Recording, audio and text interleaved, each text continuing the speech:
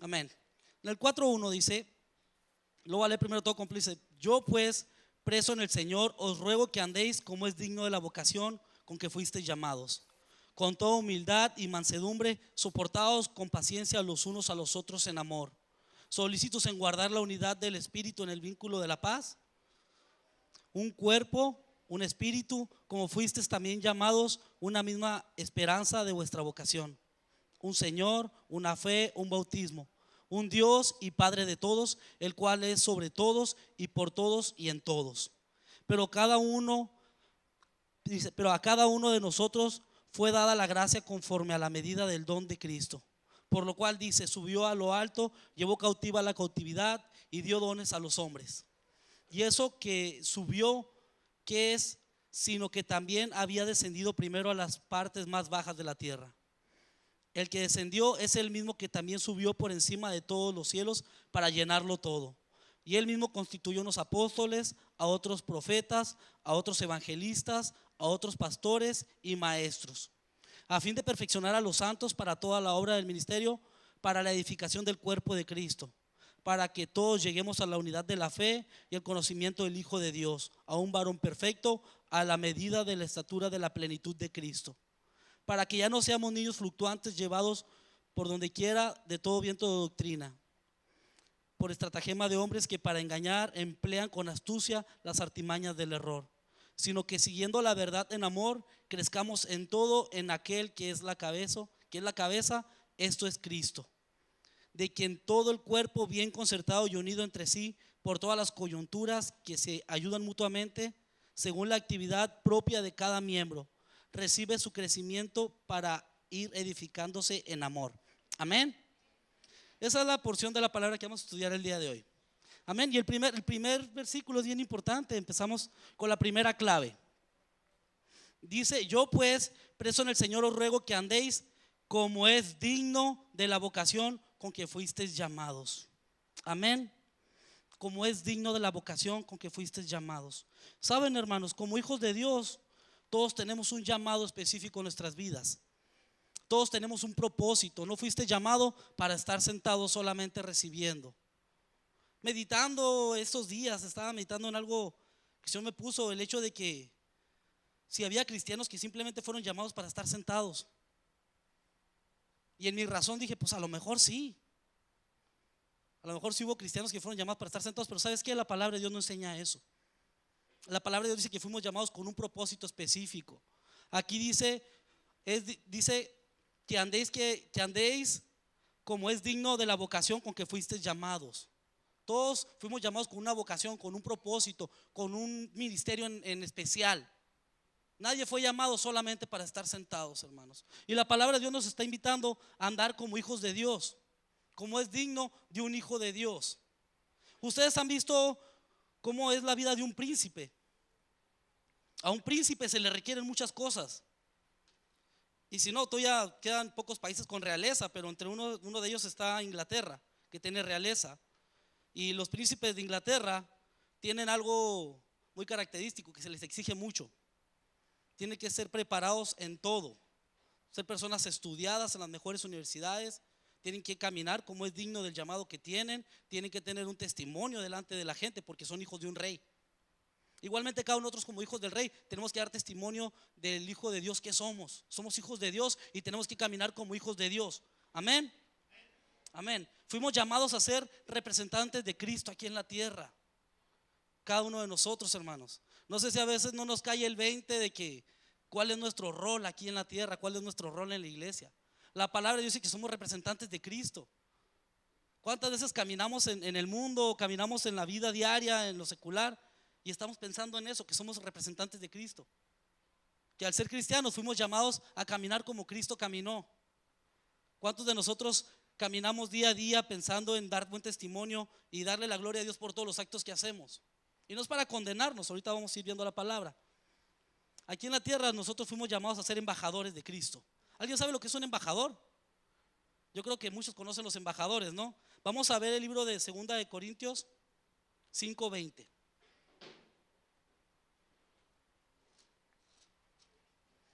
Cuando lo tengan digan amén.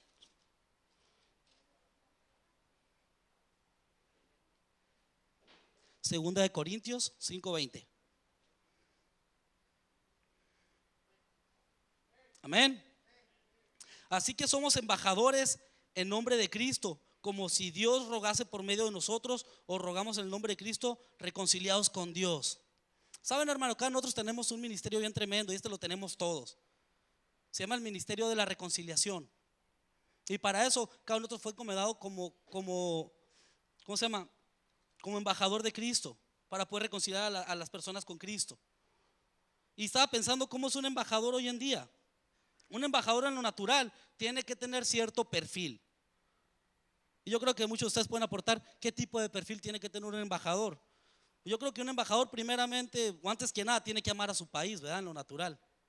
Yo creo que nadie mandaría un embajador que aborrece a su país, porque no sería un representante digno de su país. Un embajador tiene que ser alguien que transmite el sentir de su país, que transmite el pensar de su país, del lugar donde viene. Un embajador tiene que transmitir su cultura, sus creencias, lo que es la esencia de su país. Tiene un compromiso bien tremendo. Un embajador tiene que aportar los puntos de vista que cree su país sobre ciertos puntos políticos. Definitivamente ser embajador no es nada fácil, porque regularmente entran en diferencias porque tratan con culturas muy distintas y tiene que ser firme con lo que cree en su país. Igualmente en lo espiritual, hermanos, como embajadores de Cristo hay ciertos requisitos que debemos de tener. Primeramente, como embajadores de Cristo tenemos que amar a la iglesia. Así como un embajador natural ama a su país, como embajadores de Cristo tenemos que amar a la iglesia, amar al cuerpo de Cristo, amar el lugar en que pertenecemos. La iglesia no es un templo, somos todos nosotros. Cada uno de nosotros conformamos la iglesia, y el principal requisito de un cristiano es amar a la iglesia. Y es por eso que es tan importante este primer punto, el andar como es dignos del llamado que Dios nos dio para poder preservar la unidad del cuerpo de Cristo. Para poder preservar la unidad del cuerpo de Cristo, primeramente tenemos que sentirnos parte del cuerpo de Cristo. Tenemos que amar a la iglesia, tenemos que amar al pueblo de Dios. Segundo, en lo espiritual, un embajador de Cristo tiene que transmitir el sentir de Cristo. Tiene que transmitir a las personas el mismo sentir que Cristo tiene por la iglesia, por las personas, por los perdidos.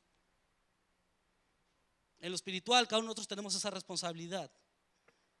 También en lo espiritual, un embajador de Cristo tiene que amar la palabra. Tiene que amar la palabra de Dios, porque son los estatutos, son las leyes en las cuales nosotros como cristianos nos regimos. Yo creía que como cristianos pues éramos libres de la ley del pecado y libres de la ley de Moisés, pero ahora tenemos una ley que nos gobierna, que es la ley de Cristo, y esa viene aquí en la palabra de Dios. Amén, hermanos. Por si querías que estabas libre de toda ley, hay una ley a la que estamos sujetos, que es la ley de Cristo, y debemos de amar su ley, su palabra. Amén. Como embajadores de Cristo tenemos que tener también la misma visión. Así como el embajador secular tiene la misma visión de su país, como cristianos llamados a ser embajadores de Cristo tenemos que tener la misma visión que Dios trae a la iglesia. Tenemos que traer el mismo sentido, la misma dirección hacia donde nos dirigimos. Y todo esto para poder preservar la unidad del cuerpo de Cristo. Es por eso que es importante que andemos como es digno del llamado que Dios dio a cada uno de nosotros. Recuerda que tu ciudadanía no está en los cielos, que ya no está en la tierra, está en los cielos. No somos de este mundo, nomás andamos de pasada. Vamos a leer Filipenses 3:20, allá adelantito. Que luego no digan que no les cuenten. Filipenses 3:20.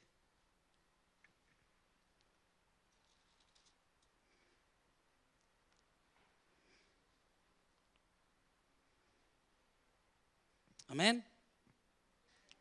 Dice: mas nuestra ciudadanía está en los cielos, donde también esperamos al Salvador, el Señor Jesucristo. Hermanos, nosotros somos representantes de Cristo, nuestra embajada está en los cielos. Nuestra sede, nuestro país de origen está en los cielos, somos embajadores de Cristo. Tenemos que irradiar a Cristo en nuestras vidas, tenemos que ser representantes de Cristo. Tenemos que mostrar a Cristo a través de nuestras vidas. Y esto aún dentro del mismo cuerpo de Cristo.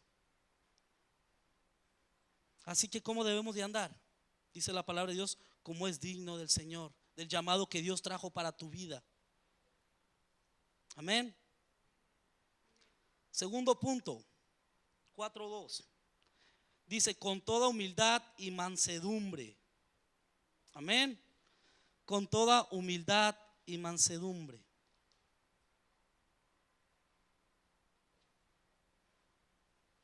Regresándome un poquito al primer punto. Disculpen, andar como es digno, también habla el hecho de la pertenencia. Andar como es digno del llamado que Dios trajo a tu vida es tener sentido de pertenencia a la casa donde estamos. Tener sentido de, sabes que yo pertenezco a este lugar, soy un hijo de Dios. Caminar en obediencia a Cristo. Caminar como hijos de Dios, como hijos de la casa. Amén. Ahora sí, en el 4:2 dice, con toda humildad y mansedumbre. Ese es el punto número 2, hasta ahí. Amén. La palabra humildad, me puse a buscarla en diccionarios y miré muchas palabras para humildad, en lo secular y en lo espiritual. Pero me llamó mucho la atención una palabra que era humildad en un diccionario bíblico. Dice que humildad es aquella actitud que reconoce el lugar propio en la creación de Dios. La humildad es una actitud del corazón. Y digo esto porque me llamó mucho la atención, porque en muchos diccionarios tocaba también el tema de la apariencia y de la manera de vivir humildemente. Se refería aún en la escasez económica, en la manera de vestir, en las apariencias. Pero más que todo eso, la humildad es una actitud del corazón. La humildad es saber qué parte tienes tú dentro de la creación de Dios. El saber que eres un hijo de Dios. ¿Cuál es tu lugar dentro de la creación de Dios? Amén. Las personas humildes se reconocen, dice, reconocen su dependencia de Dios y no buscan el dominio sobre sus semejantes, sino que aprenden, dice, a darle el valor por encima de sí mismos. Una persona humilde sabe quién es en Dios, sabe que su dependencia viene completamente de Dios y sabe darle lugar a sus semejantes, aún como mayor a él mismo. Eso es la palabra humildad. Y para poder conservar la unidad en el cuerpo de Cristo es necesario que seamos humildes, que sepamos qué lugar tenemos dentro del cuerpo de Cristo y darle preeminencia siempre a nuestros hermanos antes que a nosotros mismos.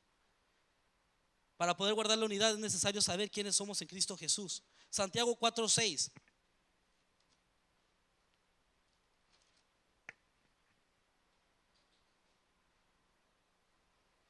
Dice la palabra de Dios, dice, pero Él da mayor gracia, por esto dice, Dios resiste a los soberbios y da gracia a los humildes. Amén. Dios da gracia a los humildes. La palabra gracia es un favor no merecido. Ya lo sabían, ¿verdad? Amén. Dios dice que da favores no merecidos a los que son humildes delante de Él, a los que son humildes ante sus hermanos, ante su prójimo. Amén. Dios da gracias, da favores no merecidos a aquellos que reconocen su dependencia completa de Dios. Que dicen, ¿sabes qué, Señor? Yo sin ti nada puedo. Definitivamente Dios resiste la soberbia y saben, hermanos, en la iglesia no cabe la soberbia. No debe de haber lugar para la soberbia. Es algo que atenta contra la unidad del cuerpo de Cristo. Es algo que, ahora sí que como dice aquí en la palabra, no dice Dios que Dios resiste la soberbia. Que cuidemos nuestro corazón, el que no entre soberbia en él, que no entre orgullo, que no entre altivez dentro de nuestro corazón. Porque eso atenta contra la unidad del cuerpo de Cristo. ¿Por qué? Porque empiezas a mirarte primero tú antes que los demás. Empiezas a mirar primero tus necesidades, lo que tú quieres, lo que tú necesitas, antes que mirar lo que los demás necesitan. Antes de mirar la necesidad de tu hermano, antes de mirar lo que requiere el cuerpo de Cristo. Jesús nos dejó el mayor ejemplo de lo que es la humildad. Yo creo que todos lo sabemos, amén. Mateo 11:29.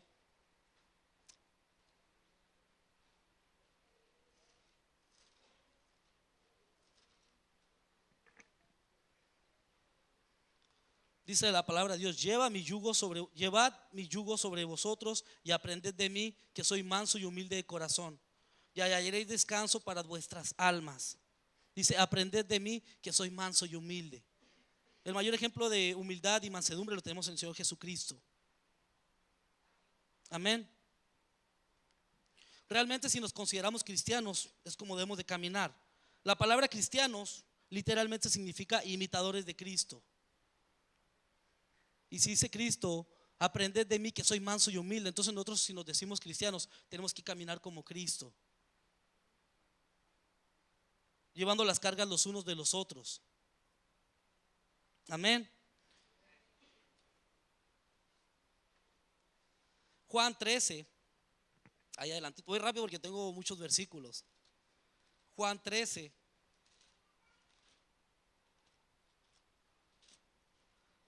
Es que considero que todos son importantes. Juan 13, del 2 al 16. Es el ejemplo para mí de los más grandes de lo que es la humildad y la mansedumbre dentro del cuerpo de Cristo. Es el lavado de pies. Y lo voy a leer. Y cuando cenaban, como el diablo ya había puesto en el corazón de Judas Iscariote, hijo de Simón, que le entregase, sabiendo Jesús que el Padre había dado todas las cosas en las manos y que había sido de Dios y a Dios iba, se levantó de la cena y se quitó su manto, y tomando una toalla se la ciñó. Luego puso agua en un lebrillo y comenzó a lavar los pies de los discípulos y a enjuagarlos con la toalla con que estaba ceñido. Entonces vino a Simón Pedro, y Pedro le dijo: Señor, ¿tú me lavas los pies? Respondió Jesús y le dijo: lo que yo hago tú no lo comprendes ahora, mas lo entenderás después. Pedro le dijo: no me lavarás los pies jamás. Jesús le respondió: si no te lavare, no tendrás parte conmigo. Le dijo Simón Pedro: Señor, no solamente mis pies, sino también las manos y la cabeza. Jesús le dijo: el que está lavado no necesita sino lavarse los pies, pues está todo limpio, y vosotros limpios estáis, aunque no todos, porque sabía que le iba a entregar, por eso dijo: no estáis limpios todos. Así que después de que les hubo lavado los pies, tomó su manto, volvió a la mesa y les dijo: ¿sabéis lo que he hecho? Vosotros me llamáis maestro y señor, y decís bien, porque lo soy. Pues si yo, el Señor y el Maestro, he lavado vuestros pies, vosotros también lavaros los pies los unos de los otros. Porque ejemplos he dado para que como yo os he hecho, vosotros también hagáis. De cierto os digo, el siervo no es mayor que su Señor, ni el enviado es mayor que el que le envió. Amén. Y a mí me impacta mucho esta parte de la palabra, esta historia sobre Jesús lavando los pies de sus discípulos, porque implica tantas cosas para el cuerpo de Cristo. El lavado de pies es mucho más allá que simplemente hacerlo como un acto público o un acto religioso, que se tome un lebrillo, y que a lo mejor pudiéramos hacerlo en un día, hacer un lavado de pies, pero solamente sería algo simbólico. El lavado de pies va mucho más allá de un simbolismo, va mucho más allá del acto tal de lavar los pies. Y no sé si me explico completamente, pero el lavado de pies tiene que ver mucho más con el hecho de cuidar nuestras vidas unos a otros. La palabra dice que andamos en el mundo, y aquí andamos, y el andar en el mundo quiere decir que caminamos en el mundo. Dice el Señor que ya nos limpió todos completos, pero solamente los pies nos tenemos que lavar. ¿Por qué? Porque en nuestro caminar diario nos ensuciamos, nos lastimamos. En los tiempos bíblicos, lavar los pies a una persona no solamente era como pensaríamos ahora, que le quito los zapatos y pues a lo mejor tiene unos champiñones, un juanete o algo, pues se los limpio y ya. Saben, hermanos, en los tiempos bíblicos es en serio, los pies literalmente estaban lastimados de caminar. Usaban un tipo de sandalia que era muy incómoda, muy rústica. En los tiempos bíblicos caminaban distancias muy largas. Hoy en día, simplemente si queremos caminar 1 kilómetro, que vamos a la tienda, por así decirlo, al mercado a pie, un día que se descompuso el carro, llegamos con los pies hinchados y adoloridos. Y eso que usamos un calzado que relativamente es cómodo. Ahora, en aquellos tiempos que caminaban más distancias con un calzado que era completamente incómodo, se lastimaban los pies. Había espinas, había piedras, había cosas en el camino que iban lastimando el pie de cada persona. Y el lavado de pies implicaba más que simplemente limpiarlos. Implicaba el hecho de que tenían que ser restaurados esos pies. Tenía que haber un refrigerio en esos pies. Tenían que ser sanados, tenían que ser curados. Por eso digo, el hecho de hacer un acto como el lavado de pies, pues sería algo simbólico, porque literalmente pues no tenemos los pies así nosotros hoy en día, o si alguien lo tiene, pues pobrecito, ¿no? Pero comparado con los tiempos bíblicos, nuestros pies están muy limpios. En los tiempos bíblicos, cuando caminaban, ellos caminaban por veredas donde había todo tipo de tierra, había polvo, había pues el mismo camino. Imagínate, estaba la brecha donde caminaban las personas, y en ese mismo camino caminaban los caballos, los bueyes, los burros, y ahí mismo iban haciendo sus necesidades. Y las personas caminaban sobre ese mismo camino. Sus pies estaban realmente contaminados, estaban heridos, estaban lastimados. Por eso digo que el hecho de lavar pies es mucho más que simplemente un acto simbólico. Esto implica el hecho de lavar los pies de nuestros hermanos, el cuidar su vida, su caminar. Si un hermano va caminando y se lastima, está herido, está lastimado, el hecho de nosotros poder ir y doblar rodilla delante de Dios y estar orando por él para que el Señor lo sane.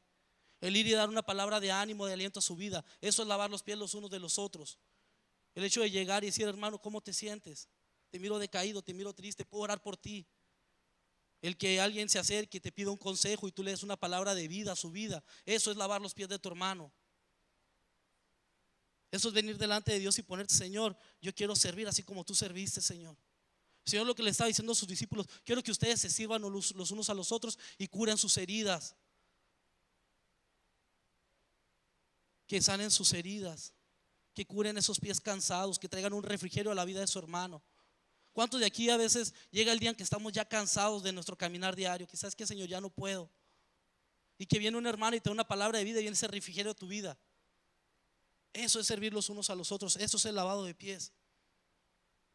A lo mejor físicamente nuestros pies no están manchados, no están tan lastimados y tan heridos, pero espiritualmente a veces nuestra alma así está, lastimada, herida, cansada del caminar diario, cansada a veces de cargar los problemas. Ser como dice el Señor: no, aprended de mí que soy manso y humilde. Cargar el yugo de tu hermano, cargar y decir: hermano, yo cargo el yugo junto contigo, yo voy a hacer que ese yugo sea ligero para ti. Amén. El lavado de pies debe ser una actitud de nuestras vidas, una actitud de nuestro diario vivir, no una actitud de juzgar al que está sucio de su caminar. Pedro dijo: Señor, a mí tú no me vas a limpiar los pies. Él no había entendido todavía el propósito de Dios. El Señor se lo tuvo que revelar, explicar. Muchas veces como cristianos, tristemente a veces no queremos que los demás se enteren de nuestros problemas. No queremos expresar nuestro sentir, nuestro doler. ¿Sabes qué? Me duele esto, me duele aquello. ¿Sabes qué dice el Señor? Es necesario que tú seas lavado. Es necesario que tú vayas con alguien y que le digas: ¿sabes qué? Necesito ser limpiado de esta herida, de este dolor. ¿Sabes qué pasa si no eres limpiado? Esa cortada se va a infectar. ¿Por qué? Porque andas en el mundo, andas en la inmundicia, andas caminando entre la suciedad del mundo. Y si tú no eres sanado, esa herida va a venir a traer una contaminación a tu cuerpo, a tu alma. Y esa contaminación va a terminar separándote del cuerpo de Cristo. No, que no seamos como Pedro diciendo: no, yo no necesito ser lavado. Es un acto de humildad, el hecho también de venir delante de Dios y decir: Señor, estoy herido, necesito que sanen mis heridas. ¿Y esto cómo creen que es, hermanos? A través del mismo cuerpo de Cristo, a través de los unos de los otros. Cuando se lavan los pies se sana el dolor, se trae refrigerio a la vida de tu hermano. Es un acto de humildad el venir y doblar rodilla delante de tu hermano, ceñir tu manto y empezar a lavar sus pies.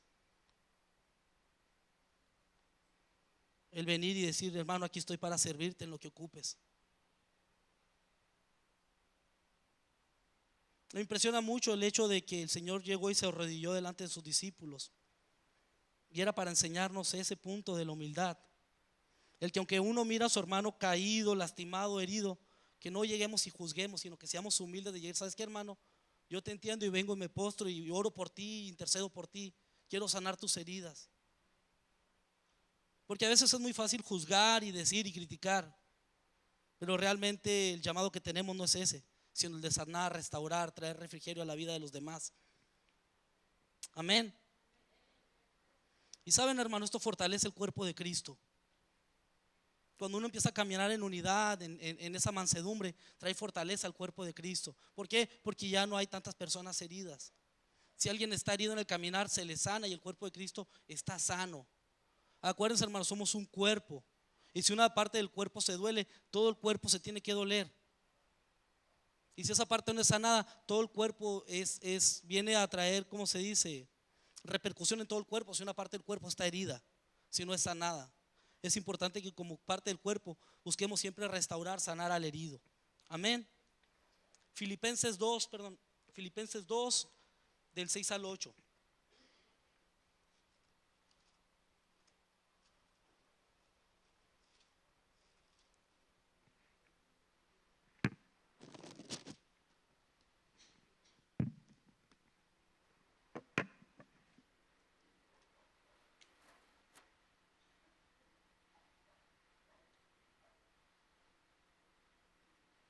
Amén. Dice la palabra, el cual siendo en forma de Dios, no estimó el ser igual a Dios como cosa que aferrarse, sino que se despojó a sí mismo, tomando forma de siervo, hecho semejante a los hombres. Y estando en condición de hombre, se humilló a sí mismo, haciéndose obediente hasta la muerte y muerte de cruz. Amén. El Señor mismo se humilló por amor a nosotros. Dice que dejó el ser igual a Dios, él dejó su trono, dejó el estar a un lado de la presencia del Padre, el estar siendo alabado por los ángeles, dejó todo eso, dice, por amor a nosotros. Y dice que se humilló hasta ser un hombre. Ya de por sí ya era un acto de humildad del Señor el convertirse en forma de hombre. Dice que aún así todavía se humilló hasta la muerte. Y muerte de cruz se refiere a la muerte más vergonzosa que podría haber. Y era la muerte más vergonzosa porque era una exhibición pública. Era una parte donde estaba vulnerable delante de todas las personas, donde cualquiera podía llegar y decirle, gritarle, tirarle cosas. Dice la palabra de Dios que él como cordero fue callado al matadero, no abrió su boca por amor a nosotros. Esa es la clase de humildad que debemos demostrar como hijos de Dios, como cristianos, como embajadores de Cristo. El hecho de poner aún nuestra vida por nuestros hermanos, el que aún nos cubramos los unos a los otros de cualquier comentario, de cualquier cosa que el enemigo quiera traer, el guardar la vida, la integridad de cada uno de nosotros como cuerpo de Cristo. Amén. El punto número 3, soportándonos los unos a los otros. Amén. Soportándonos los unos a los otros. Yo sé que muchos han hecho broma con eso de soportarnos, de que lo tengo que soportar. Pues a lo mejor no es el tipo de soportar. Vamos a ver lo que dice la palabra de Dios acerca de soportarnos los unos a los otros. Amén. La palabra soportar se refiere a levantarse o levantarse las manos los unos a los otros, cargarse los problemas los unos a los otros. Me llama mucho la atención cómo en Estados Unidos en tiempo de guerra sacan sus calcomanías, no son bien patriotas ellos. Y luego pone: nosotros soportamos a nuestras tropas. Estamos de acuerdo y apoyamos a nuestras tropas. Literalmente la palabra dice: apóyense los unos a los otros, levántense los unos a los otros, anímense los unos a los otros, dense aliento los unos a los otros. Amén. La palabra soportarse también tiene que ver con la empatía. ¿Alguien sabe lo que es la empatía? Yo sé que muchos ya lo saben. ¿Alguien por ahí que quiera dar una definición de empatía? Más fuerte. Ponernos en el lugar de la otra persona. Muy bien, Ray. Me puse a buscar en el diccionario la palabra empatía para ver más a fondo. Dice: es la capacidad de conectarse a otra persona y responder a sus necesidades y dice y compartir sus sentimientos. Es la capacidad que debemos de tener como hijos de Dios de conectarnos a nuestros hermanos y de cargar sus cargas, de aún compartir sus sentimientos. Si un hermano está dolido, ¿sabes qué, hermano? Pues voy a apoyarte. Dice la palabra: llorad con los que lloran y reír con los que ríen. Eso es tener empatía. Eso es soportarnos los unos a los otros. Si alguien está pasando por necesidad, ¿sabes qué, hermano? Aquí estoy contigo apoyándote. Si alguien está gozoso, ¿sabes qué, hermano? Aquí estoy contigo gozándome. En las buenas y en las malas. Amén. Hechos 2, 42 al 47. Vamos a ver un ejemplo de lo que era tener empatía en la iglesia de Cristo, que es la iglesia neotestamentaria. Hechos 2, 42 al 47.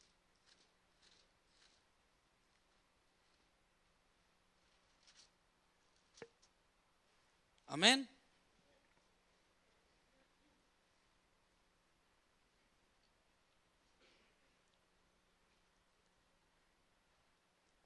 Y perseveraban en la doctrina de los apóstoles y en la comunión unos con otros, y el partimiento del pan y las oraciones.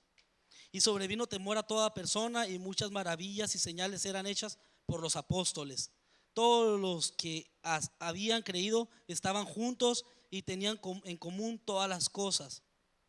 Y vendían sus propiedades y sus bienes y los repartían a todos según la necesidad de cada uno. Y perseverando unánimes cada día en el templo y partiendo el pan en las casas, comían juntos con alegría y sencillez de corazón, alabando a Dios y teniendo favor con todo el pueblo, y el Señor añadía cada día a la iglesia los que habían de ser salvos. Amén. Este es el ejemplo, uno de los ejemplos más, para mí, más importantes de lo que es la unidad y la empatía dentro del cuerpo de Cristo. Hay una palabra que se ha mal usado hoy en día a referirse a lo que es la empatía y la comunión en el cuerpo de Cristo, y esto es la palabra koinonía. La palabra koinonía quiere decir que tienen las cosas en común.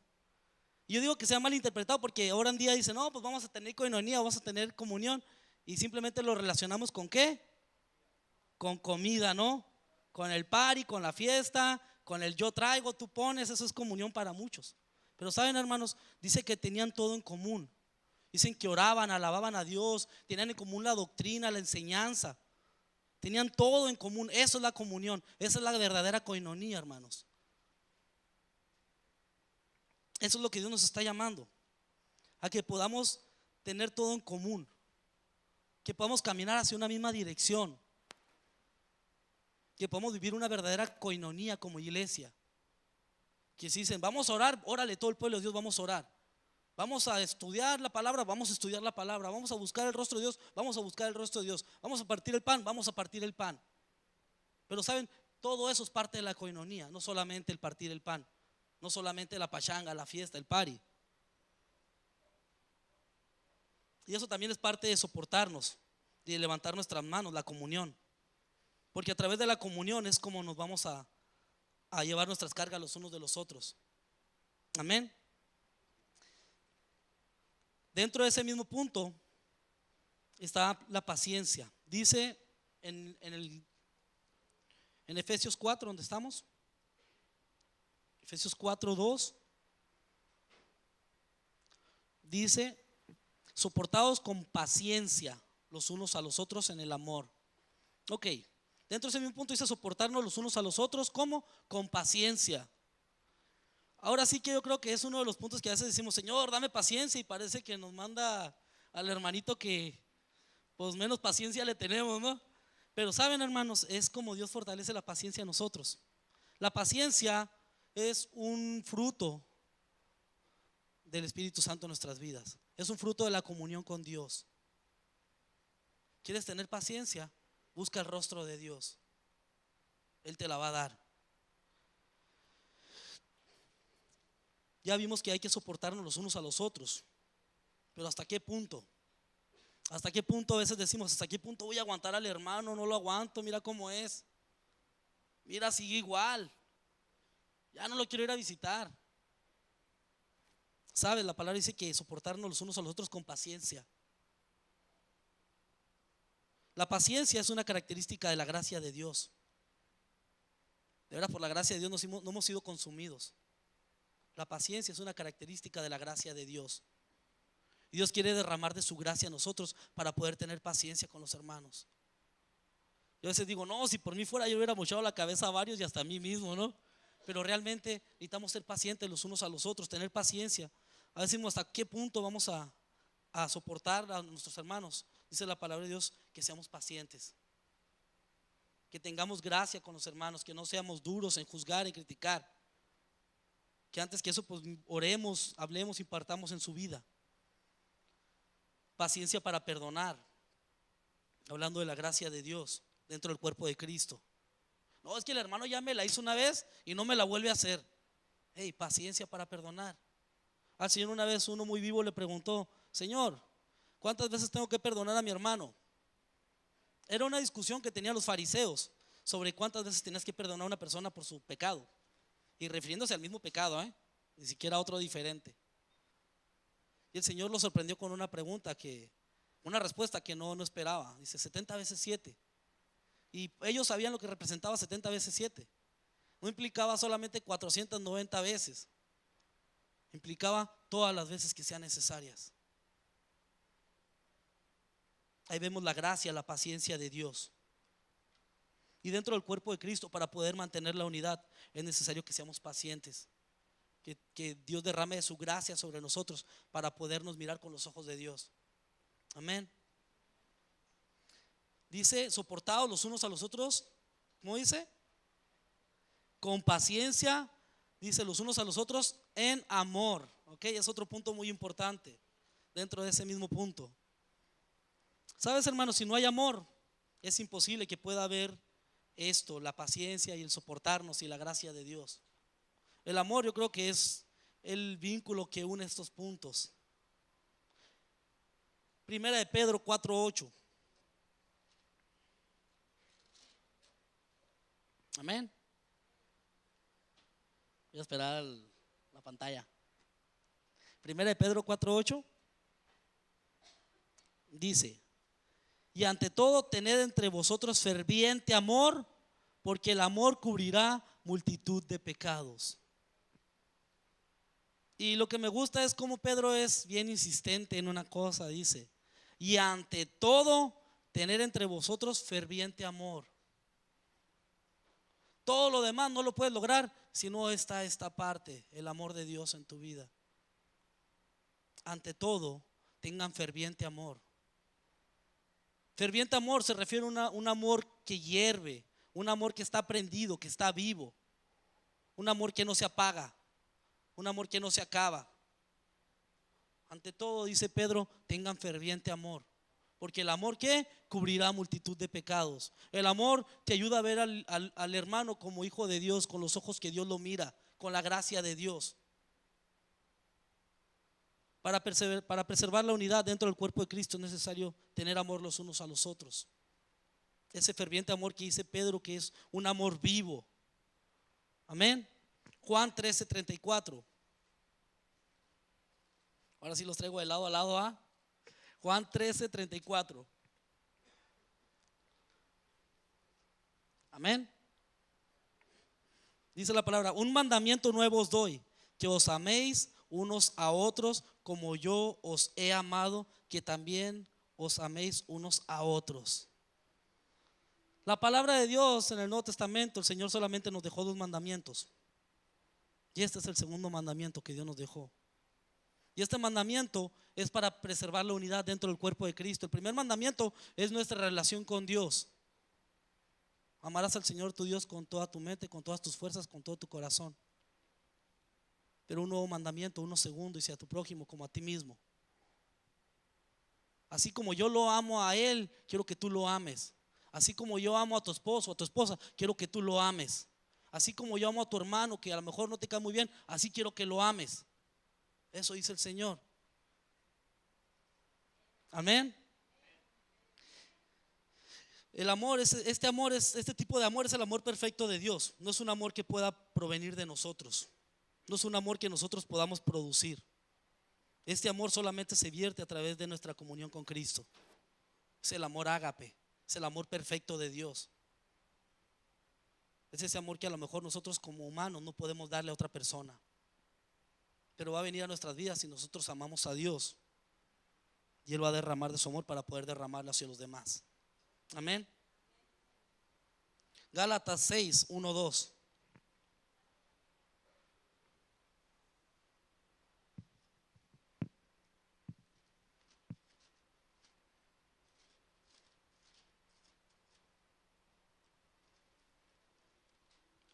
Amén. Dice, hermanos, si alguno fuere sorprendido en alguna falta, vosotros que sois espirituales, restaurarle con espíritu de mansedumbre, considerándote a ti mismo, no sea que tú también seas tentado. Sobrellevad los unos las cargas de los otros y cumplid así la ley de Cristo. Amén. Dice la palabra de Dios es bien clara. Ante todo el amor. Y si no hay amor, no vamos a poder restaurar a nuestro hermano, no vamos a poder levantarlo. Muchas veces nos podemos creer muy espirituales, pero si no hay amor, de nada sirve. Definitivamente Dios trae dirección en cuanto a lo que es la unidad dentro del cuerpo de Cristo. ¿Por qué? Porque somos su cuerpo. El motivo por el cual nosotros estamos aquí solamente es un solo propósito, es Cristo. Somos parte de un cuerpo, somos parte de Cristo. Y Cristo nos requiere el mantener la unidad, el procurar la unidad. En el 4.3, Efesios 4.3, vamos a rezar Efesios. Y el punto número 4 dice: solícitos en guardar la unidad del Espíritu en el vínculo de la paz. Dice solícitos en guardar el vínculo de la paz, en guardar la unidad del Espíritu en el vínculo de la paz. Amén. La palabra solícitos quiere decir diligente, cuidadoso, procurando la unidad. La palabra de Dios dice que seamos solícitos, que seamos cuidadosos, así como cuando nace un bebito y ahí estamos cuidando todo lo que está a su alrededor y andamos viendo que no le pegue tanto frío, que no le pegue tanto calor, que la leche tenga la temperatura, que si se hizo el baño pues hay que cambiarlo. Que así guardemos la unidad de esa manera, que tengamos un atento cuidado en guardar la unidad del Espíritu. Que nos demos a la tarea de buscar cuidar la unidad. Que seamos solícitos, que estemos prestos en guardar la unidad. ¿Alguien se acuerda cómo se llamaba el título de la enseñanza? ¿Cómo debo yo guardar la unidad? Pues aquí está la respuesta: siendo diligente en caminar en lo que Dios nos está hablando, en guardar estos puntos. Siendo diligentes, siendo solícitos en cuidar, en caminar en estos puntos, en cuidar mi testimonio, en saber que soy parte de la casa, el sentirme parte del cuerpo de Cristo. Definitivamente la gente no cuida lo que no es de él, ¿verdad? Tú le prestas un carro a alguien y lo hace pedazos, ¿por qué? Porque no es de él. Pero si es tuyo, lo cuidas y lo limpias o bueno, la mayoría, ¿verdad? Procuras tenerlo al 100, ¿no? Pero realmente nadie cuida las cosas como el dueño, como el que le costaron. Igualmente, así Cristo nos está requiriendo que cuidemos su casa, que cuidemos el cuerpo de Cristo. ¿Por qué? Porque a Él le costó. Él pagó con su sangre preciosa por nosotros. Fuimos comprados por precio de sangre. Y Dios está diciendo: hey, te encargo que cuides lo que yo pagué, lo que yo compré con mi sangre preciosa. Sé solícito, ten cuidado con el cuerpo de Cristo. Cuida guardar la unidad. Cuídala como a ese bebé, que no le pase nada, porque a mí me costó, dice el Señor. Yo pagué por este cuerpo, no tú. No podemos llegar y querer lastimar el cuerpo de Cristo, porque a nosotros ni nos costó, pero al Señor sí le costó. El Señor pagó por cada uno de nosotros. Amén.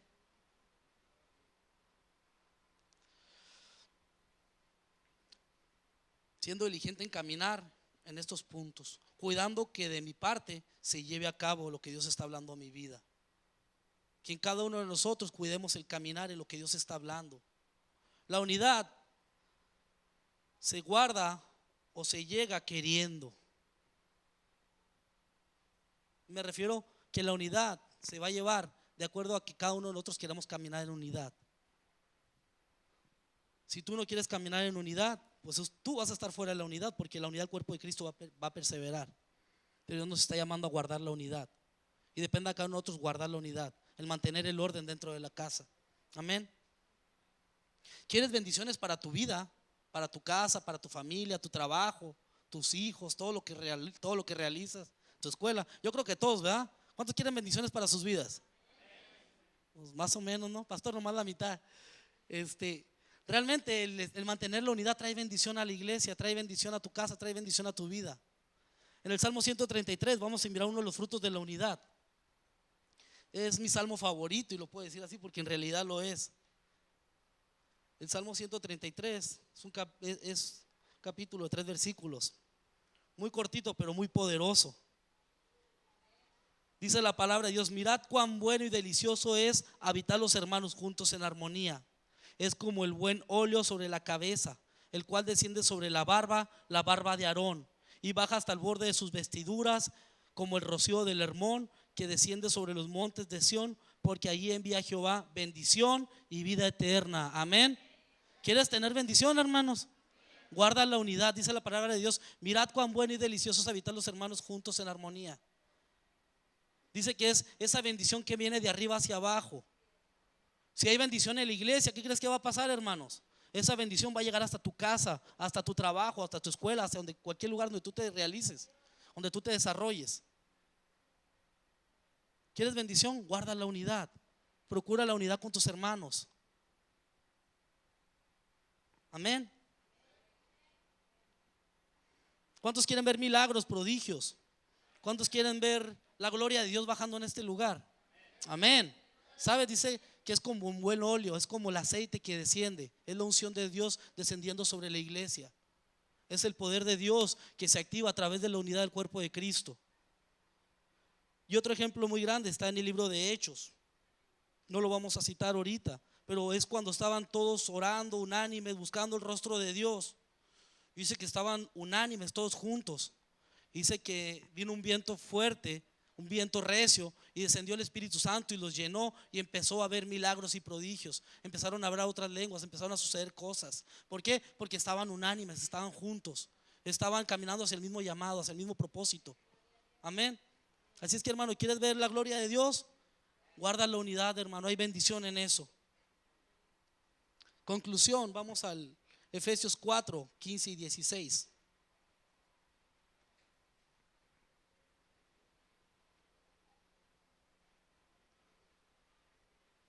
Efesios 4, 15 y 16.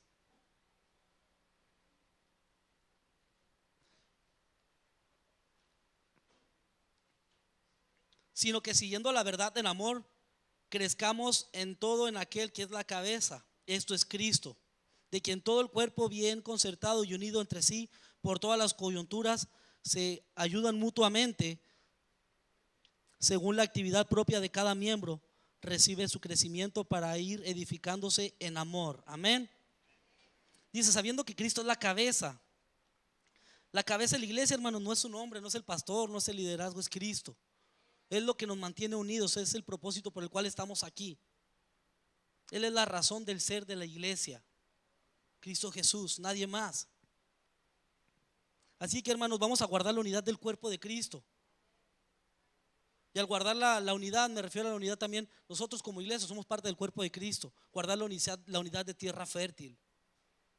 Guardar la unidad de nuestra congregación, del lugar donde nosotros estamos. Que podamos guardar la unidad dentro del cuerpo de Cristo. El Señor dice, yo pagué por cada uno de ustedes. Yo soy la razón por la cual este edificio se edificó, esta casa se edificó, por la cual el cuerpo está unido. La razón es Cristo. Somos un cuerpo y como tal tenemos que funcionar en armonía.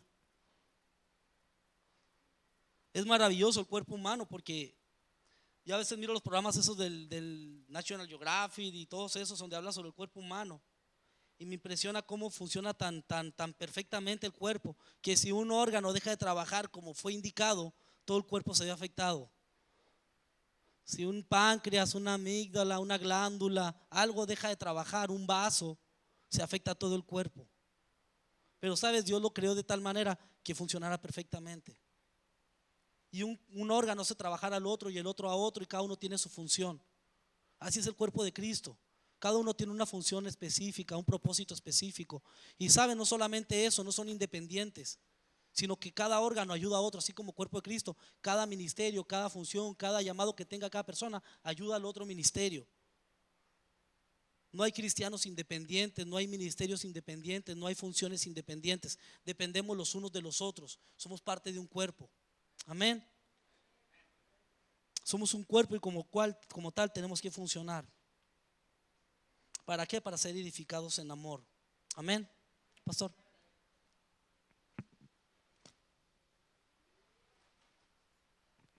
Gloria a Dios. Fíjese, definitivamente ese tema yo creo que era algo que Dios quería que se compartiera. Le voy a decir por qué. Porque sin ponernos de acuerdo, yo compartí lo mismo en la mañana. Entonces, cuando Dios está atento a un tema, es porque el Señor está buscando el mismo espíritu. Sí, la intención que yo tenía o que tengo todavía es que voy a ir a compartir a Caléxico. Entonces, nos pusimos de acuerdo ahorita.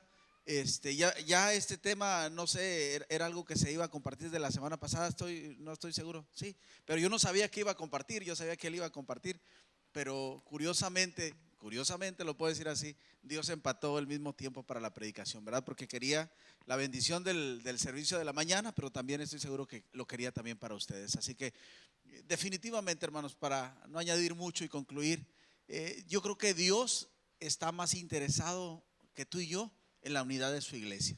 Y recuerda, la unidad es ese sentido de pertenencia, ¿verdad? De decir, mi hermano me importa, mi hermano, si hay alguna necesidad que él tenga o que ellas tengan o que ellos tengan, yo voy a estar ahí para bendecirle, para ayudarle, para soportarle. Y recuerden, no podemos únicamente venir, ser parte de algo, de una comunidad, de una familia, de una congregación y no ser sensibles o sensitivos a la necesidad de otros, ¿verdad? Dice la palabra del Señor que tenemos que ponernos alegres, contentos, de reír cuando alguien participa de un para bien o algo que sucede para su beneficio. Pero también la palabra del Señor dice que debemos de estar con aquellas personas que por alguna situación lloran, ¿verdad? Entonces, recuerden, habemos una multitud de personas en esta congregación, tanto el servicio de la mañana como el de la tarde, y me atrevo a decir que hay algunas personas que ni siquiera se conocen. Vamos a procurar ese tiempo para que toda la gente de la congregación pueda familiarizarse, pueda conocerse. Y siempre, mis hermanos, si hay alguna necesidad, ustedes manifiéstenla, manifiéstenla. Yo siempre lo he dicho y lo digo con todo mi corazón, no somos adivinos en esta iglesia, gracias a Dios, ¿verdad? Si ustedes no nos dicen sus necesidades, si ustedes no nos informan si están pasando por alguna necesidad, por alguna situación, en cualquier área de su vida, matrimonial, familiar, física, económica, si ustedes no nos avisan, con toda la pena va a aparecer en un momento dado que no nos interesamos en ustedes. Pero si ustedes nos informan, les aseguramos que vamos a tomar cartas en el asunto. Amén. Entonces les pedimos, por favor, infórmenos. Háganos saber cuál es su necesidad para poderles servir, para poderles ayudar. No nos pesa servirles. Yo estoy seguro que ni nosotros ni ninguno de los que servimos en esta congregación nos pesa poder estar a su disposición. Amén. Así que participemos en esa unidad, en el espíritu, y procuremos la comunión. Recuerden, Dios desde el principio de la creación tuvo un plan divino que fue su iglesia, ¿verdad? Somos los que aquí estamos. Recuerden, la iglesia no es el templo, somos nosotros. Y esa misma unidad perfecta que el Señor Jesucristo manifestó cuando dijo: Padre, que ellos sean uno, así como tú y yo somos uno. Vamos a orar. Amantísimo Dios, en esta noche, en esta tarde venimos ante tu presencia, dándote muchas gracias, mi Dios, porque tú eres un Dios de unidad, eres un Dios de paz, eres un Dios que trae, Señor, ese espíritu de pertenencia, ese espíritu de participar los unos los unos de los otros, Señor, en esa comunión santa que solamente tú nos puedes dar. Ahora, Señor, te agradecemos porque hay un espíritu de amor y de unidad en esta casa, en esta iglesia, que sabemos que es nuestra fortaleza. En el nombre de Jesús te bendecimos, te glorificamos y te exaltamos, Padre, por todo lo que tú haces y seguirás haciendo entre nosotros. En ese momento, mi Señor, te damos gracias y pedimos que nos lleves con bien a nuestros hogares o al lugar donde vayamos, Padre, que tú nos protejas y nos guardes en el hueco de tu mano. Te damos muchas gracias en esta tarde, en el nombre precioso de Jesús. Que Dios les bendiga, mis amados, que el Señor les proteja, les guarde en todos sus caminos y que el día de mañana sea un día glorioso en el nombre del Señor. Que Dios les bendiga. Estamos despedidos. José.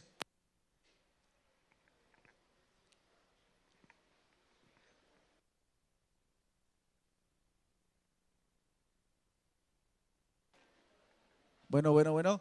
Creo que en la cafetería hay tostadas, hermanos, por si tienen. Sí, ¿verdad? Me están informando.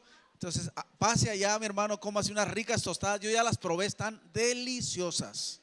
Que Dios le guarde, hermano.